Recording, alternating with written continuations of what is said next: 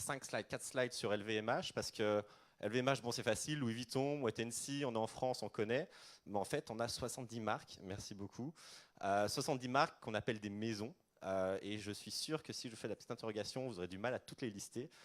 Donc, je vous propose de commencer par un petit voyage dans une petite vidéo pour justement naviguer dans nos maisons. Je clique en haut, en bas, en bas, en haut. Ah, ça te fait... Hop, allez, c'est parti. Et on n'a pas le son. Hop.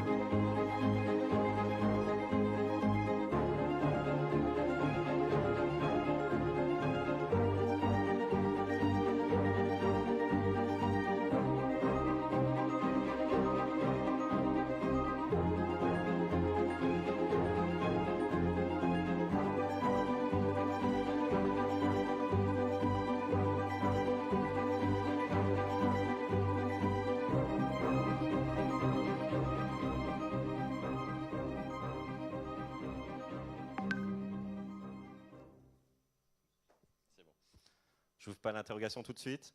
En 70. 70 marques et quelques chiffres. Allez, 3 chiffres à retenir pour aller vite. Hop. Non, c'est pas comme ça. Je suis dans le mauvais sens. C'est parti. Hop. Ah, on y est. Globalement, 145 000 employés aujourd'hui. Donc une entreprise qui grossit énormément. Quand on regarde en croissance, chaque année, on recrute à peu près 33 000 personnes en CDI chaque année au niveau mondial.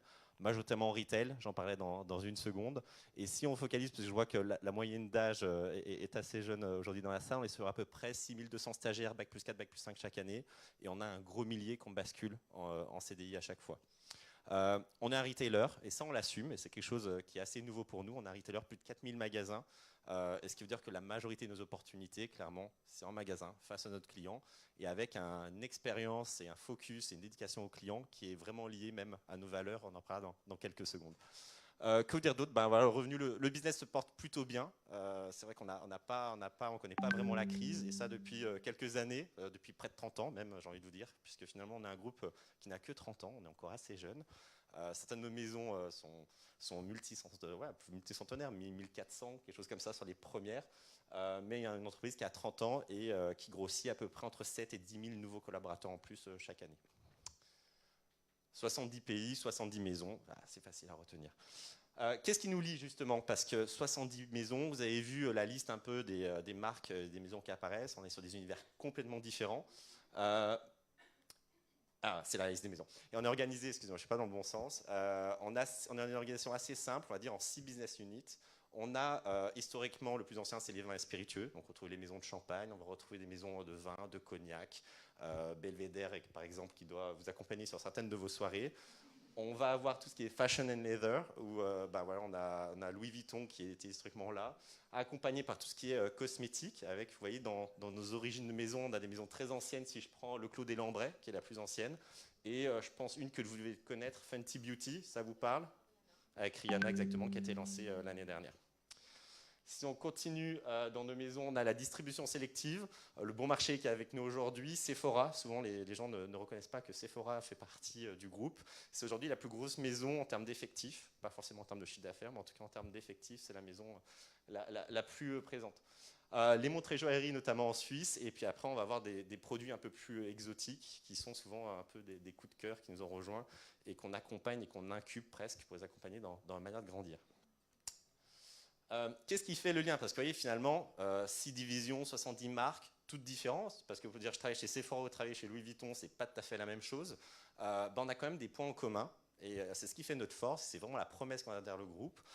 Et la première, c'est l'innovation. Alors on se dit, voilà, je parle de marques iconiques, je ne sais pas si vous prenez Veuve Clicquot par exemple, du champagne, c'est du champagne. Oui, mais dans le champagne, on peut faire plein de choses, on peut innover. Et allez voir un peu nos sites de production aujourd'hui. Si je prends Moët Chandon ou même Veuve Clicquot, on a une automatisation, on a une technologie. Et puis Veuve Clicquot, c'était la première femme entrepreneur. Et enfin, en tout cas pour nous dans le groupe. Et je pense que Karine en parlera tout à l'heure, mais l'entrepreneuriat et au féminin, c'est quelque chose qui est important pour nous. Et la veuve Clicquot s'est retrouvée veuve, je crois qu'elle avait à peine 30 ans, et elle a repris, on était en Champagne, et elle a mis les mains dans le cambouis, elle a repris la maison, et elle a été celle qui a lancé le champagne rosé. Je ne sais pas si ça parle à certains, mais il y a un peu plus de sucre dedans, mais en tout cas, c'est elle qui a lancé vraiment le champagne rosé. Ce qui nous relie, voilà, l'innovation, et ça c'est quelque chose qui est en permanence. On a des maisons qui ont 200, 300, 400 ans. Comment justement on s'assure qu'elles sont encore là dans autant de temps? Et on est là pour accompagner cette transmission. Lié à au fait l'excellence, on est dans le luxe, tout doit être parfait, plus que parfait, que ce soit dans l'expérience client, que ce soit dans le produit. Et je pense que vous seriez assez étonné si vous visitez par exemple, je ne sais pas, Parfum Christian Dior, qui fabrique notamment des rouges à lèvres. Vous irez voir les rouges à lèvres, il y en a presque 1 sur 2 qui est en fin de fabrication. Et justement, elle ne passe pas les tests qualité, alors qu'on a un degré de fabrication et d'automatisation qui est quand même assez poussé. Donc l'excellence jusqu'au bout dans le produit, dans l'expérience client, et puis même dans la manière dont on va fabriquer vraiment nos produits. Le dernier, et ça, je ne suis jamais dans le bon sens, je crois. Ouais, c'est le bas. L'esprit d'entrepreneuriat.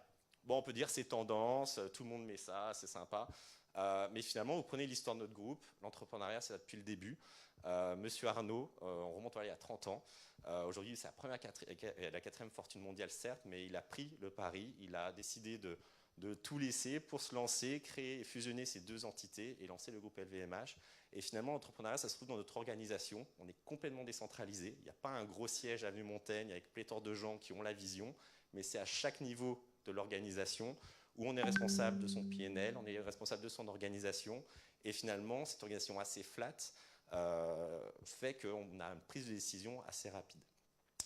On a également pas mal de projets, de programmes d'entrepreneuriat où tout simplement, ça semble assez basique, mais on demande à nos collaborateurs s'ils ont des bonnes idées. Et on fait des start-up week-ends, on incube ça. Et on fait ça un petit peu partout dans le monde. On en fait sur des thématiques, le gender equality, sur le green, sur des sujets comme ça. Restez connectés, vous verrez bientôt, on va avoir certaines innovations qui vont sortir et qui sont vraiment issues des idées de nos collaborateurs. Qu'est-ce que je vous ai mis après? Allez, un petit Snapchat sur justement nos effectifs et qu'est-ce qu'on est. Je vous disais, on a un retailer, 60% de nos people, c'est du retail, du wholesale, c'est de la connexion directe avec le client et une certaine façon de vendre dans l'art de vendre avec un client. Et on peut prendre l'exemple de Dior Couture, je ne sais pas sur certains de vos magasins combien là, il y a de clients jour, mais on n'est pas dans un supermarché, on a une relation avec le client. Parfois, le client prend rendez-vous même pour venir vous rencontrer. Donc, on a vraiment un art du clienteling, la connaissance de son client. Et parfois, finalement, on l'appelle pour lui suggérer des produits. Et c'est ça, finalement, l'art du client et du clienteling chez nous. C'est la connaissance du client et lui apporter des produits avant même, parfois, qu'il en ait eu l'idée.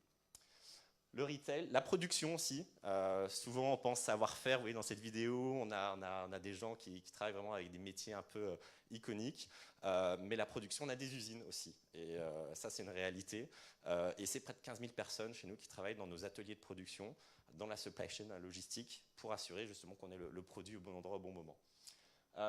Bon, on est quand même dans le luxe, pas mal de filles, 72%, c'est une réalité. Et avec un vrai programme, et c'est un peu la transition qu'on aura pour la suite, c'est comment est-ce qu'on s'assure que les femmes, elles soient certes en boutique, mais qu'elles soient aussi au niveau du leadership et de la direction d'entreprise.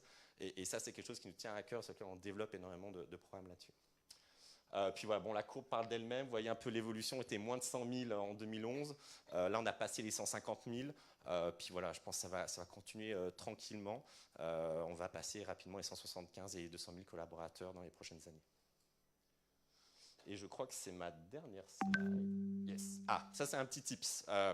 Chaque entreprise a un peu sa façon de fonctionner ou son secteur a sa façon de fonctionner. Ça, c'est peut-être plutôt un moyen de fonctionnement si vous souhaitez rejoindre l'industrie du luxe. Comment ça se passe? Ok, je suis rentré, j'ai passé les entretiens, on regarde les études Universum, on se rend compte que près de 25% des étudiants qui ne postulent pas pour venir chez nous parce qu'ils trouvent que le process est trop sélectif. Ok, peut-être, mais en tout cas, certains arrivent, vous voyez, plus de 33 000 chaque année. Et une fois qu'on est dedans, comment ça se passe pour grandir? Comment ça se passe si je veux progresser dans mon organisation, voire changer de maison? Et nous, on a 3 piliers qui sont assez simples parce qu'on se dit que tout est fait sur mesure. On n'a pas de process où vous allez première étape, deuxième étape, troisième étape. C'est à vous finalement d'organiser, de structurer vos prochaines étapes avec 3 piliers qui sont clés. Le premier, se connaître. Ça semble parfois assez facile, mais ce n'est pas si facile que de ça. Savoir qui on est, qu'est-ce qui nous correspond, quel type d'organisation, quel type d'environnement. Donc prendre le temps de se connaître, et ça souvent votre manager est là pour vous accompagner. Deuxième pilier, connaître le groupe. Et vous avez vu 70 maisons, 6 divisions. Comment est-ce que je peux rencontrer, découvrir et voir vraiment le fonctionnement de ce groupe? Et puis le troisième pilier, se faire connaître. Se faire connaître, voilà, vous avez, je sais pas, on est moyen d'âge, quoi, 25 ans, 24 ans, 23 ans dans la salle. Vous êtes tous connectés, vous êtes tous sur les réseaux sociaux, vous avez plein de followers. Ce n'est pas forcément la course aux followers pour se faire connaître ici. C'est être connu pour ce que vous avez délivré, pour ce que vous avez fait. Et ça, c'est une notion de temporalité chez nous qui est importante. On prend le temps de mesurer ce que vous avez fait. On peut tous faire des belles présentations. En revanche, mesurer les réalisations, l'impact que vous avez fait, ça prend un petit peu plus de temps. Et ça, c'est clé chez nous, se faire connaître pour ça. On va passer, il me semble que... Après, c'est sur les femmes. Oui, ça doit être ça. Je vous parlais 72% de femmes chez nous. Des vrais enjeux sur comment est-ce qu'on s'assure que les femmes sont en position de leadership également. Et pour ça, j'ai Karine qui est avec nous aujourd'hui. Karine, tu pourrais peut-être nous expliquer un peu ton parcours dans le groupe. Ça peut être intéressant. Et pourquoi tu es là aujourd'hui. Et je crois que c'est ça. Et ton attention sur Women's at Dior notamment. Voilà. Alors, je vais parler aux femmes et aux hommes. D'abord, je voudrais vraiment remercier l'équipe de nous accueillir aujourd'hui parce que moi, je suis très touchée qu'on fasse pour la première fois un événement avec des entreprises qui sont quand même un petit peu concurrentes sur le marché des talents et qu'on arrive à faire de quelque chose qui est très compétitif, qui est un classement, quelque chose de plutôt très sympa.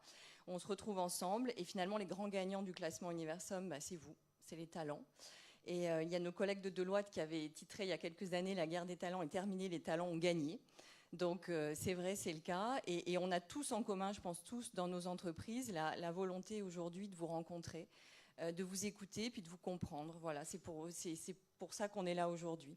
Alors, bon, je vais vous parler du programme Women at Dior, mais ce dont je voudrais surtout vous parler, c'est de comment on peut prendre en main sa destinée professionnelle, parce que c'est ça l'objectif du programme. C'est vraiment un programme d'empowerment, ce n'est pas un programme de recrutement. Alors souvent, dans les entreprises, on dit on veut recruter les meilleurs. Mais c'est quoi un meilleur talent? Pour nous, un meilleur talent, c'est celui qui fait ses choix, qui fait ses propres choix et qui les fait de façon éclairée. Et moi, mon métier de RH, je l'envisage en me disant ma responsabilité à moi, c'est pas d'orienter les choix, c'est éventuellement de les guider, mais c'est surtout de faire en sorte que l'environnement permette à chacun de faire ses choix de carrière. Et ça peut être très très changeant pendant toute une vie. Donc on a choisi Women at Dior, pas parce que ce sont les femmes uniquement et qu'elles sont majoritaires dans le groupe, mais parce que Women at Dior, ça parle de ça, et c'est très emblématique de cette façon qu'on va avoir de développer les jeunes et les moins jeunes. Alors, Women at Dior, c'est 300 femmes aujourd'hui, 300 jeunes femmes dans le monde. Ça s'adresse à des femmes qui sont à l'intérieur de la maison, nos jeunes collaboratrices, qui vont mentorer des étudiantes, donc des jeunes femmes qui sont aujourd'hui à l'extérieur de la maison, qui peut-être nous rejoindront, Michel et Augustin, Decathlon, et c'est très bien. Et vraiment, moi, ce programme, je l'ai monté avec pour objectif à long terme de me dire, dans 10 ans, j'aimerais que quelqu'un en entretien me dise « J'ai fait ce programme Women at Dior et j'ai découvert des choses sur moi et j'ai découvert des choses sur la maison dont je me rappelle encore. » Voilà. Donc, c'est un programme de long terme et qu'on tâche de faire avec beaucoup de passion et beaucoup de générosité. Mentoring international, c'est un réseau. Je vous propose peut-être de le découvrir en images. Du coup, je n'ai même pas passé les slides. Donc, Voilà, mais c'est pas grave. Voilà, oui, t-shirt iconique quand même. Voilà la promotion de cette année. Je viens de Grenoble, école de management. We're coming from London. Rikyo University in Tokyo. My department is intercultural communication. I'm from London as well. I went to Fashion Retail Academy. L'année dernière, c'était un peu plus petit. J'ai continué mes études et je suis un double diplôme, mais toujours ingénieur. J'ai pas changé. You have been selected for your talent, your ambition, and your generosity too. That's why, during these 2 days, we are going to give you support, guidance, to make your professional dreams become a reality. As a women, we must take our destiny in our hands and be proactive to build our career. And mentoring is key. Solidarity, sorority, diversity, this is what we need. And it starts with Women at Dior. Empowered because you own your destiny, own your professional destiny. This is what Emmanuel said. This is the topic of our 2 days. Great bracelet! Yes, welcome! I am impressed by so many women gathered here today.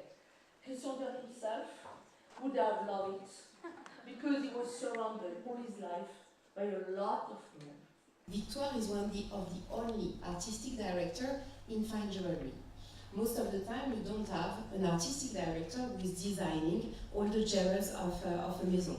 How to explain to a client, to a woman, the style of Dior, and at the same time, asserting her own style. I'm a shoe expert. How do I do to move upward? This is very important to share because without sharing, you can't grow. Also, always dare to say no.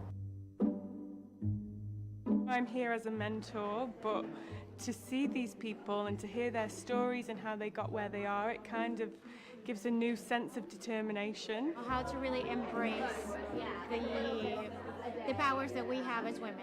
Because apparently women are supposed to be weak, vulnerable, fragile. Yet I look at you and I don't see any fragile girl. Be your own artist and take the brush and draw your path. Make it full of brightful color.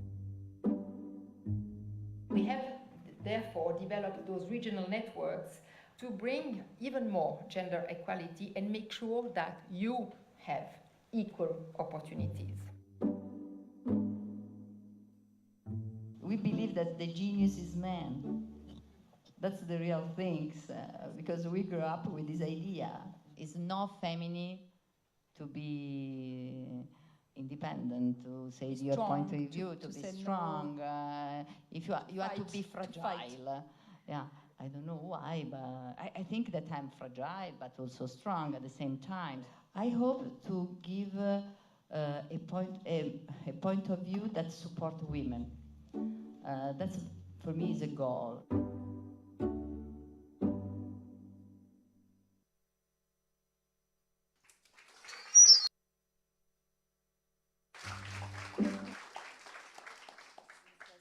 Donc ces jeunes femmes, elles ont été sélectionnées selon 3 critères. Pour les étudiantes, ce sont les écoles qui font le processus de sélection.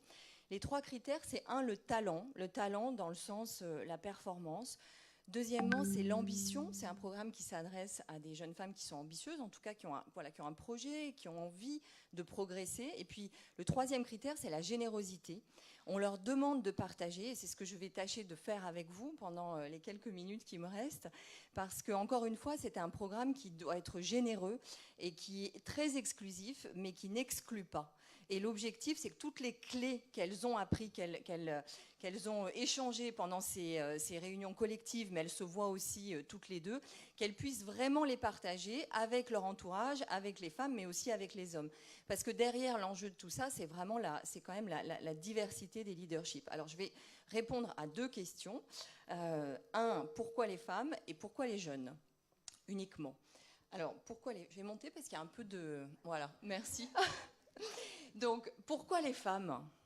Pourquoi uniquement les femmes?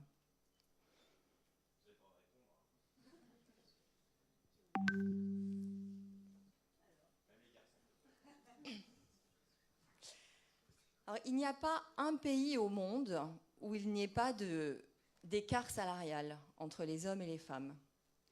Au niveau mondial, il y a à peu près 10% de femmes dans les comités de direction, globalement. Après, ça dépend selon les pays. D'un côté. Et de l'autre côté, et en Europe, vous en êtes l'illustration, il y a plus de femmes qui font des études supérieures. Donc il y a quelque chose qui ne se passe pas à un moment donné. Ça, c'est la raison pour laquelle on a monté ce programme pour les femmes, parce qu'on pense qu'il y a un certain nombre d'obstacles qui leur sont spécifiques et qu'on doit les équiper pour surmonter justement ces obstacles. Donc c'est pour ça qu'on a fait ce programme. Et d'ailleurs, ça commence très tôt et c'est pour ça qu'on l'a fait pour les jeunes. Parce que si on regarde les formations, et notamment dans l'enseignement supérieur, ça reste quand même très sexué. Les filières sont quand même très sexuées. Je sais que ça change, je veux que ça change et on fait tout pour que ça change, mais ce n'est pas encore complètement le cas. Donc c'est pour ça qu'on a souhaité le faire très au début de la carrière, pour qu'on n'ait pas à détricoter toutes ces représentations et tous ces stéréotypes après. Parce que prendre conscience de ça, pour un homme ou pour une femme, parce que les stéréotypes enferment les deux, les hommes et les femmes, eh bien en prendre conscience, c'est déjà résoudre 50% du problème. Ensuite, on a voulu le faire pour les jeunes, parce que ce qui se passe au début du parcours, c'est hyper structurant. On s'en rappelle toute sa vie, alors on apprend toute sa vie aussi, mais ce qui se passe au début, les représentations des métiers, la façon dont vous êtes managé, eh bien ça va constituer un socle pour vous, une grille de lecture pour l'avenir qui va être très très durable. Alors c'est important de prendre les bons réflexes au début, d'être équipé dès le début et d'être très lucide, encore une fois, pour pouvoir derrière faire ses propres choix, mais les faire pas uniquement en fonction de son genre. Et il y a une jeune femme qui était là à Paris en mars l'année dernière et qui a dit à un moment donné, pour moi, je suis féministe et pour moi le féminisme, c'est que l'on ne déduise rien de mon genre quand on me voit. C'est vraiment ça, c'est vraiment ce vers quoi on tend, qu'on ne déduise rien du genre d'une personne, d'un individu, quel qu'il soit ou quelle qu'elle soit. Alors, je voulais partager avec vous les 3 dimensions. Peut-être on peut passer... Ouais, ça c'est sympa, c'était les mots qu'elles ont dit. Ouais, c'est bien. Donc il y a eu un... Ouais, tu peux revenir sur celui d'avant. On a travaillé avec elles cette année à Paris. Elles étaient toutes à Paris. En tout cas, la promo de cette année, donc un peu plus de 200, venant de 10 villes dans le monde. Et on les a fait travailler selon 3 dimensions. Elevate, Educate, Empower. Okay ? Alors, educate, c'est vraiment dans le sens connaître la maison, connaître les métiers de la maison, connaître son environnement, c'est ce que tu disais, Julien. Empower, dans le sens je peux, tout est possible. Et puis, elevate, la force du rôle modèle. Voilà, et la diversité aussi des rôles modèles et de la façon dont on peut s'inscrire dans une trajectoire professionnelle. Alors, la première dimension, c'est elevate, et là, le message, c'est educate, et c'est le message que je voudrais vous passer parce que je vous invite à aller plus loin, à voir ce qu'il y a derrière les marques. On a la chance d'avoir des marques, des maisons qui sont très anciennes, qui ont un vrai héritage, qui ont une vraie histoire, mais c'est vraiment intéressant d'aller voir derrière. De discuter avec les gens qui y sont, parce qu'il y a des gens qui ont des métiers extraordinaires, certains qui sont très anciens et d'autres qui sont très modernes, mais c'est vraiment important d'aller au-delà de la marque et d'aller voir la diversité des métiers. Et tu parlais tout à l'heure de voilà, les trajectoires qu'on peut avoir au sein du groupe, au sein de Dior, c'est pareil. On a à quelques rues l'atelier de haute couture où les personnes travaillent à peu près comme il y a 70 ans. Et puis, à 200 mètres, vous avez l'équipe digitale avec des jeunes ingénieurs qui travaillent selon des méthodes de travail qui n'ont absolument rien à voir et nous avons absolument besoin des deux. Donc ça, c'est super important. L'enjeu aujourd'hui, quand on a des bons emplacements, des très belles boutiques, des bons produits, c'est quoi l'enjeu? C'est la supply chain. C'est ça aujourd'hui l'enjeu pour nous.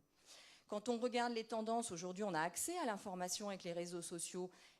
Sur quoi on travaille? Sur l'intelligence artificielle. Et comment est-ce qu'on va prendre toujours des décisions et des paris sur des produits, mais aussi avoir des décisions plus éclairées avec ce que les outils nous permettent de faire, et notamment avec les reconnaissances visuelles. Tout ça pour dire qu'il y a beaucoup de métiers très pointus. D'abord, il y a beaucoup de nouveaux métiers aussi qui ont émergé. Et ça, c'est vraiment important d'aller derrière. Voilà, aller derrière. Ensuite, dans le luxe, il y a souvent de l'autocensure. Il y a beaucoup de déterminisme social.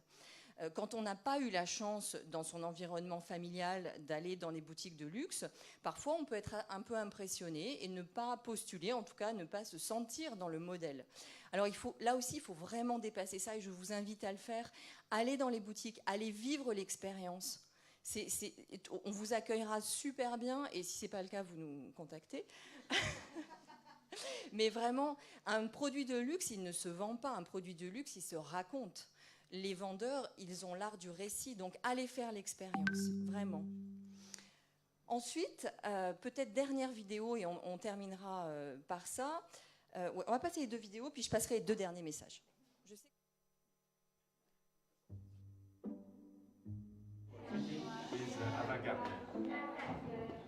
Un petit peu de silence, please. Monsieur Joe, preparing a collection. It's a great experience to actually check this amazing collection, and when you get close and you see all the beautiful details. On dirait du corail, c'est magique. Je pense qu'on n'a pas beaucoup d'occasions dans sa vie de voir toutes ces pièces. Okay, let's go upstairs. C'est bon, faut rentrer, hein. Voilà. Allez. Ici, on commence à réfléchir et à créer des formes pour réaliser ce que la directrice artistique nous demande de faire. Moi, je ne comprends pas grand-chose, honnêtement. Il y a des gens qui comprennent. Voilà. Ils commencent à créer la forme qui doit représenter le croquis qu'on a reçu. Et là-bas, il y a des personnes qui font le montage et réalisent les prototypes. We are in the atelier. It is really incredible to see how the pieces are created. I am studying fashion styling at Instituto Marangoni, and this is exactly where I want to be. It's been a dream today for you, hasn't it? It absolutely has, especially to see the craftsmanship behind the clothes. Being able to actually see what my favorite designers make and see where the history has happened is really, I feel very special compared to a lot of my fellow colleagues that will never have that opportunity. Yeah. This is the oldest collection. This is the Spring-Summer 47. The problem with this position is that if you put fabric flat, after 20 years, the fabric will fold, and the fold will cut. This is a facsimile of the page concerning les tailleurs habillés, so dressy suits. This is a bar suit here, This space really interests me. I want to know everything about it. Je trouve ça absolument passionnant de transmettre tout ce qui est l'essence même de Dior. So we build this kind of box. It is always the same thing. You can see everything without touching it. So all these techniques, they've been developed recently? Yes. We have to invent things. That's cool.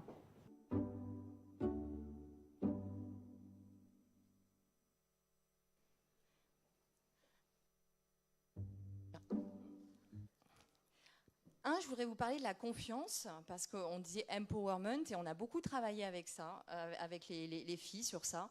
Pourquoi ? Parce que quand je rencontre des jeunes garçons, quand on va dans les écoles faire des présentations, et que je leur demande qu'est-ce que vous attendez de votre premier job, invariablement, et quelles que soient les cultures, ils me répondent moi j'espère que je vais trouver une entreprise qui sera à la hauteur de mes attentes.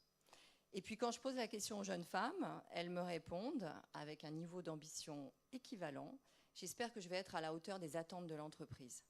Alors qu'est-ce que ça veut dire ça ? Ça veut dire qu'au départ, il y a une posture qui peut être différente. Et je vous invite vraiment à réfléchir à ça et à réfléchir aussi à la façon dont vous l'exprimez. Parce que ces jeunes femmes et ces jeunes garçons dont je parle sont tous les deux tout à fait ambitieux. Ils ont une super formation, ils ont des tas d'envies professionnelles, mais ils vont l'exprimer, en tout cas ils vont le vivre différemment. Et souvent ce que l'on constate, et ça aussi c'est un frein pour l'accès des femmes aux postes de direction, les femmes elles ont ce qui s'appelle le syndrome de l'imposture. Et elles l'ont assez tôt. Le syndrome de l'imposture, c'est quoi ? C'est qu'à un moment donné, vous avez la sensation que vous avez eu ce poste, que vous avez eu cette promotion, mais que c'est une petite erreur en fait, parce que vous n'avez pas toutes les compétences, en tout cas que d'autres qui sont bien plus compétents pourraient l'avoir à votre place. Donc ça, il faut identifier cette petite voix quand elle arrive, et il faut surtout pouvoir la dépasser. Et une façon de la dépasser, c'est bien sûr la confiance en soi, mais c'est aussi la confiance en l'autre, c'est aussi la confiance mutuelle. Et le meilleur moyen de le développer, ça, c'est la communauté, c'est le réseau. Alors, WoManager, c'est un réseau, il y a des tas de réseaux, il y a beaucoup de communautés de pratiques au sein du groupe et dans les entreprises. Et je vous invite vraiment à faire feu de tout bois pour tous les réseaux auxquels vous avez accès, mais de fonctionner vraiment dans ces communautés où vous allez avoir du feedback sur les compétences que vous avez, qui vous êtes, et vous allez apprendre beaucoup sur vous. Et derrière, encore une fois, ça vous permettra de faire les choix qui vous correspondent. Voilà ce que je voulais vous dire aujourd'hui. Et bien sûr, toute question bienvenue, hommes et femmes. Merci beaucoup.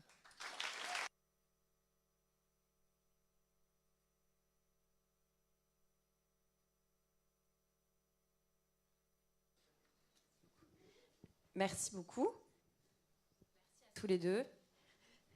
Est-ce qu'il y a des... Merci.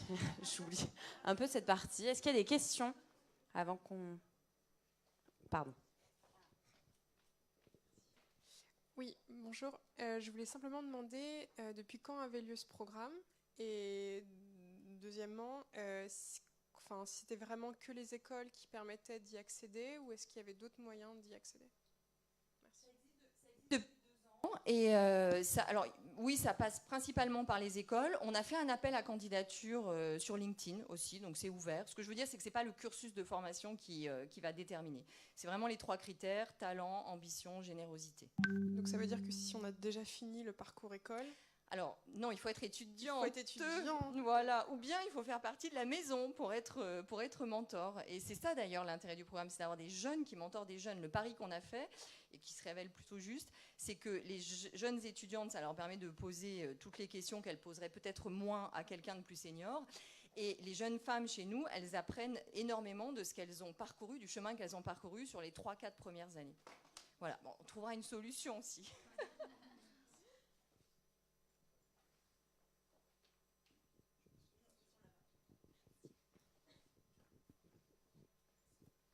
Je voulais savoir comment ça a été accepté au niveau de la direction de lancer un tel programme.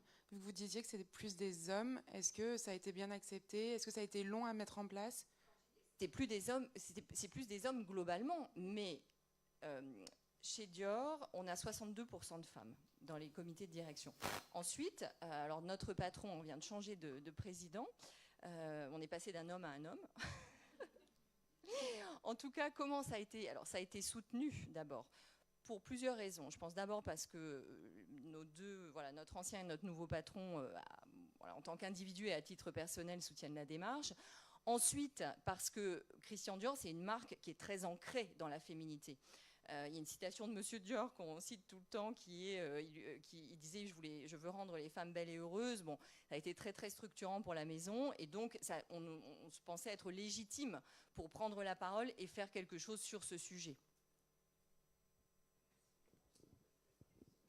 Oui, et puis il y a les programmes LSVMH au niveau du groupe qui existent depuis 10 ans. Alors LSVMH, c'est toute l'ombrelle de toutes les initiatives des maisons du groupe pour les femmes, et encore une fois pour la diversité, c'est surtout ça qu'il faut retenir.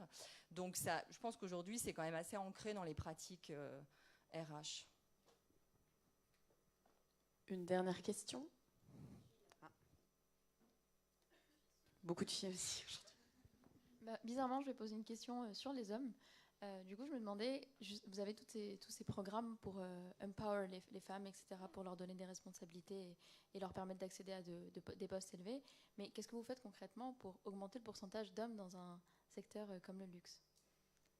Alors, c'est une très bonne question, parce que justement, c'est la mixité des métiers, ou plutôt la non-mixité des filières et des métiers dont je parlais tout à l'heure. Donc c'est pour ça que c'est important de travailler sur ces programmes. Et d'ailleurs, alors, les participantes sont des femmes, parce qu'encore une fois, les obstacles aujourd'hui se posent pour les femmes. Mais les témoignages qu'on a vus, tous les dirigeants qui sont venus prendre la parole sont des hommes. On pense vraiment cette année à avoir peut-être une participation plus active des hommes, parce que c'est ça qu'il faut faire tomber. C'est les barrières qui nous mettent dans une case parce qu'on a tel ou tel genre. Donc voilà, donc je pense que ça, en fait, qu'on prenne l'angle femme ou pas, au final, c'est bien la mixité qu'on veut avoir. Alors, un autre exemple, c'est tout bête, mais ça a une importance. On essaye aussi d'être très présent dans les écoles, justement, qui sont assez peu féminisées. Ou bien de prendre la parole sur des, sur des business cases. Quand on a un département où il y a plus de femmes ou plus d'hommes, on va exposer, en tout cas donner la parole à ceux qui sont le moins représentés, pour casser un peu les codes.